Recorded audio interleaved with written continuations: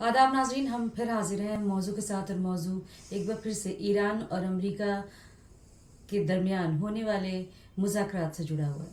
Iran और America के दरमियान एटमी मुआहदे पर होने वाले मुज़ाकरात पर अब बयानात भी सामने आने लगे हैं। सनीचर को ये मुज़ाकरात ओमान में शुरू होंगे और उससे कबल ईरान के नायब वज़ीर ख़ारजा ने कहा है कि हम इस उम्मीद से इस मुज़ाकरात पर पहुँचे हैं कि ये मुज़ाकरात कामयाबी के साथ मुकम्मल होंगे, लेकिन अगर अमेरिका किसी तरह की गैर मुतल्लिक़ा मुतालबात या इस तरह के कोई मुतालबात रखता है तो फिर इस मुज़ाकरात का कोई मतलब नहीं रह जाता।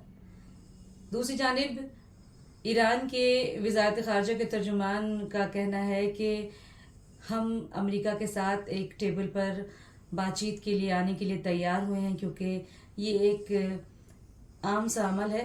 और पहले जिस तरह से अमेरिका ने ईरान पर पाबंदियां लगाई हैं या फिर उसके ख़िलाफ़ बयानबाजियां अमेरिका की तरफ से की जा रही हैं, उसके बावजूद हम बातचीत की मेज़ पर आ गए हैं और हम चाहते हैं कि ईरान और अमेरिका के दरमियान सिर्फ एटमी मुआहदे पर ही बातचीत हो।